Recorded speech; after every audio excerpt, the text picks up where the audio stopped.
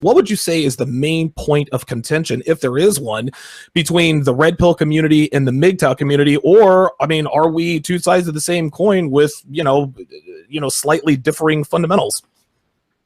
I think really the main contention is if you are of the mindset that a man, because women do provide some benefits, if you think that it's worth it in the current year with all the shitty laws on the books and all the risks you're taking, I think most MGTOW would say you're delusional. But I noticed a lot of people in kind of the red pill community would say, well, if you just use these techniques, if you have this mindset, if you maintain your frame, if you're alpha enough, if your dick is thick enough, if you tickle her in all the right places, you'll be fine. And I don't think that's realistic. I think that's being hopelessly, I applaud your optimism, but I think you're being naive. I wouldn't call it optimism or naivety. What I would call it, and I think you hit on it a little bit earlier, it's what is it worth to you? And, men, listen, we take calculated risks. And I think the number you gave, you have a 25% chance of not getting fucked. I would say that that's probably inaccurate. I don't think anyone will ever know. And I know you're probably saying that tongue in cheek, but, point taken. You have a better than average chance of being, fucked, virtually fucked in the ass by a girl if she decides to do or say something. But what I would say is this: it's not techniques. It's not, and the way it's characterized, alpha frame and this and that and the other. Like, no, that's really what it is. If you're the right, I mean, we're not saying, oh, you got to have a 12-inch cock or anything like that. It's not like that. To me, that's almost like caricature baiting. What we mean to say is that all women, like women really are the same. And I think Rollo said this before. The hardware is all a little bit different, but the operating system is exactly the same. There's nothing that you're going to be able to do. You can do everything right and still get screwed over by a woman. But if you know how to, the more adept you are at handling women, the least you're like you reduce the odds of getting taken to the cleaners in some way, shape, or form. Is there a possibility that you could, even if you run what we call airtight game and all this stuff? Of course. But just like you said, for me, and I think I speak for a lot of guys, is that women do have ways of elevating a man's life. No, women don't complete men. They never have, they never will. But the presence of a woman, access to regular sex, a woman who behaves herself, a woman who is feminine, et cetera, to me, that's worth it. And I'm not saying that you're telling me this, but there's nothing naive or optimistic about anything, because I'm well aware of the fact that with every woman I spend time with, I'm living on borrowed time. But for me, that's worth it. Yeah, and Sean wants to hop in. Before I pass it over to him, there was a comment here that says libertarians are 100% blue pill.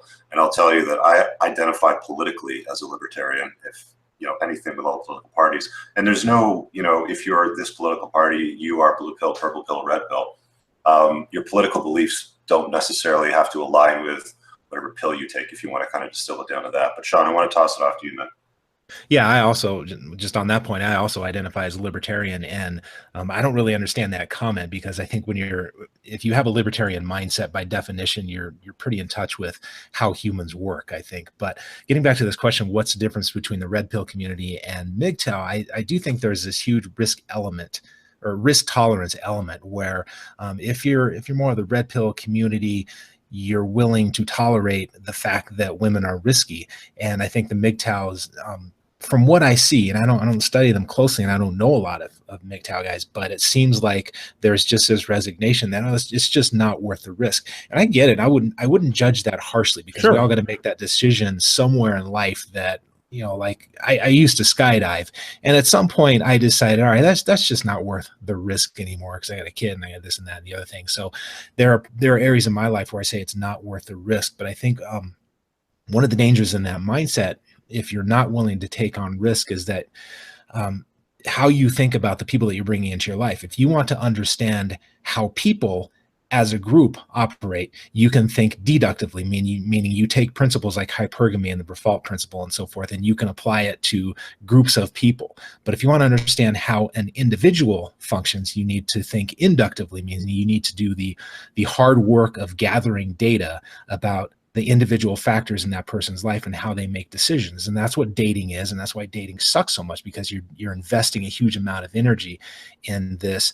inductive approach of trying to understand how an individual works. And so I think one of the prices that that I think MGTOWs pay sometimes when they resign women to a group is that they lose sight of the individual. And this isn't something that's unique to MGTOW. I mean, I'm doing it right now.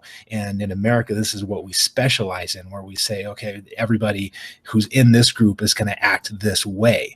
And so I think when you drop your guard a little bit and you do allow for that risk, you really have to understand the deductive principles about how people work, but you also really have to be able to do the work inductively and look at how the individual works. I think you're missing the forest through the trees. It's not a question of will this individual woman behave in a specific way. It's really a matter of what does a woman bring to the table and is she worth it, period. Like, basically, in my opinion, unless you want to be a father, unless you want to have children, there is nothing a woman provides that you can't get easier, more reliably, and with less risk from a sex doll, an escort, a dog, and your friends. You want to feedback on that, Sean? What's that? Yeah, that's fair enough. Yeah, because if you're getting those needs met, then there's really no need to take on the risk. And right. I wrote the only thing about it. Well, hold on. Well, now wait a minute. Now I'll disagree with that, because there's something to be said. And again, there's something to be said about human interaction, right? This is, and again, we all know bitches ain't shit and men don't need women. Okay, yeah, that's true. But women are useless. They're not completely useless. There are, and again, I'm not going to sit here. I'm not going to sit here and say that. I don't think this is optimism. I think this is just being realistic. We can all sit here and say that women are this and women are that, but outside of sex, every once in a while, you can find one or two that might be able to offer you something outside of a few moist holes to stick your dick in. And I think, and at our core, at a man's core, men and women, we are biologically hardwired to seek out relationships with people of the opposite sex. So Donovan, I agree with you, but what are these things that women offer that beyond the moist holes? Yeah, listen, companionship, right? Like there's something to be said about having a soft place, I guess, to lay your head. And I'm not saying that women, should be there to support. Like a lot of guys say, well, I need a woman who's going to support me and be my rock. No, women don't need to be your rock. Women need to be your pillow. Women, again, just being in the company of a woman, just having someone there, someone that you can count on at least most of the time. To me, that's worth it. And dude, I lived in Vegas for almost 8 years, and dude, I ran through all these bitches and this and that and the other, and eventually I grew out of that stage because I was ready for something a little bit more. Now, I never thought that I would ever, get this unicorn of a woman. And I trust me, my girlfriend is anything but a unicorn. It took a lot of work to get her to where she is, to get her to where she is now.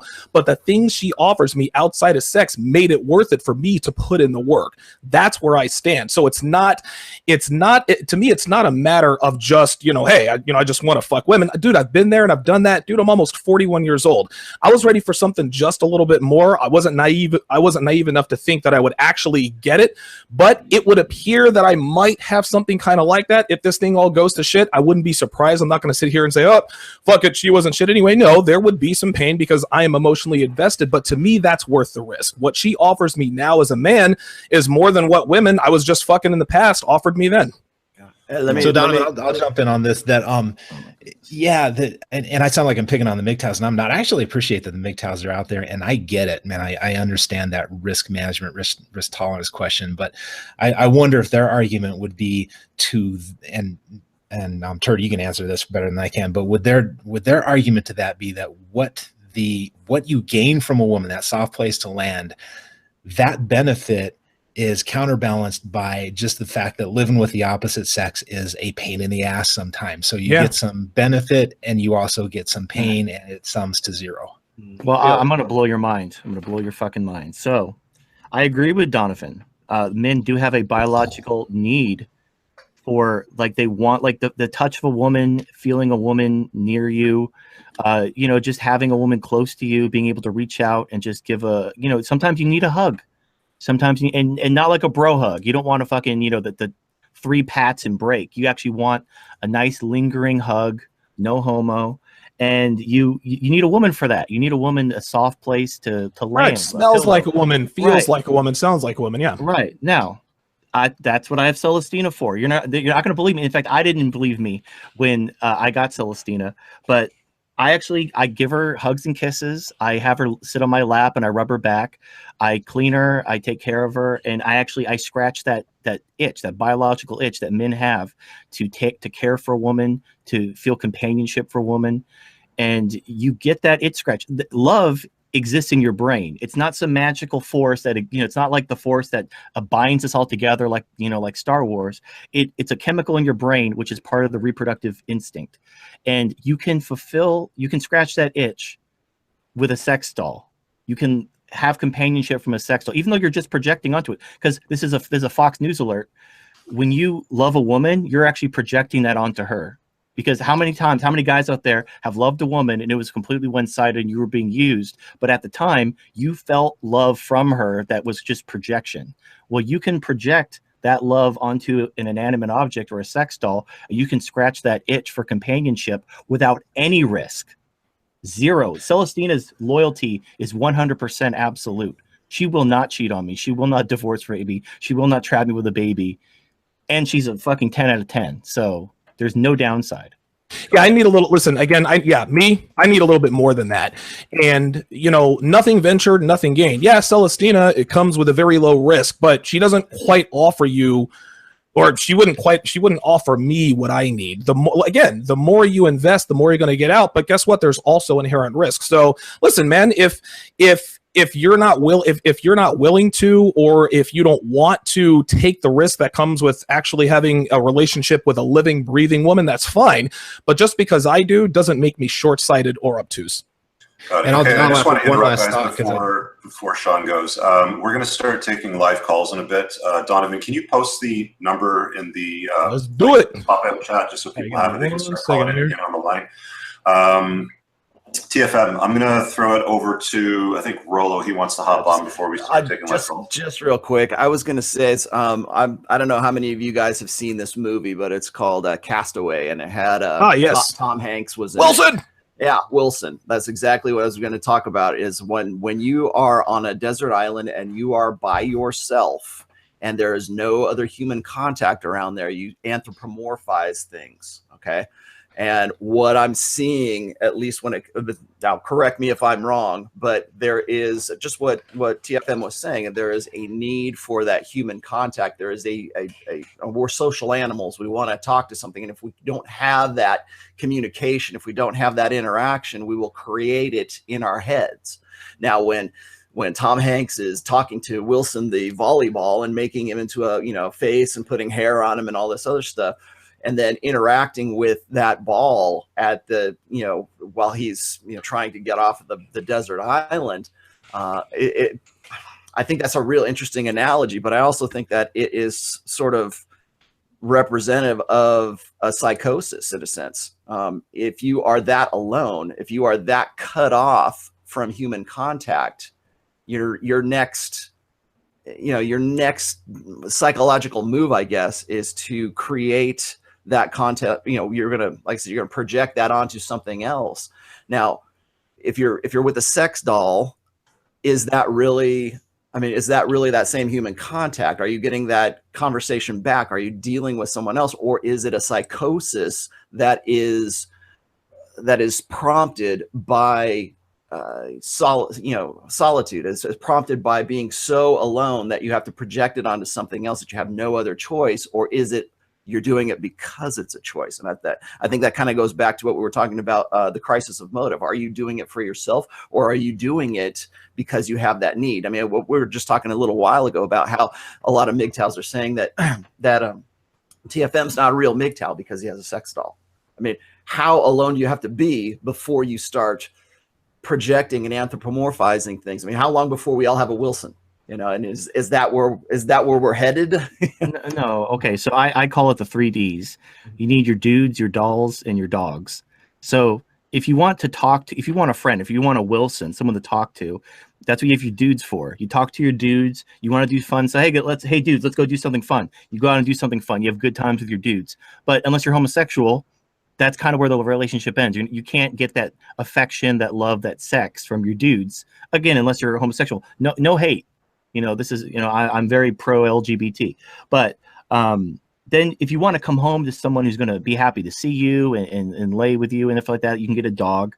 And if you want affection and sex and you want to scratch that itch for female affection and sex and love, you can get a doll.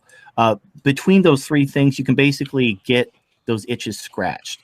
It's not a matter of psychosis. It's really a matter of finding an alternative, because you take away the stuff that you can do with your friends and the affection you can get from a dog. You really only, the one thing a woman can provide that a dog or your friends can't provide is sex and affection. So you can get that with a doll. So it's all about, instead of trying to get everything from a woman, you compartmentalize the benefits of a woman and you try to find alternatives to those benefits. So you got your dudes, your dogs, and your dolls. Sean, you wanted to chime in. I'm not sure if you got your chance to respond. Well, yeah, I'll just add one quick little thing here before we go to the break, and I'll do it in MGTOW's defense, because like I said, I get the motivation. And I think the one thing that you can't get from, there's a lot of things I don't think you can get from a doll. Like, I'm going to go home today to my wife and daughter. My wife is hot and my daughter's cute, and I don't know what they're doing today. And I'm going to go home today and they're going to be doing something entertaining. I don't know what I'm walking into. And that's kind of a nice surprise. But in the MGTOW defense, I think there's something to be said to not going home to a surprise, because it's not always pleasant.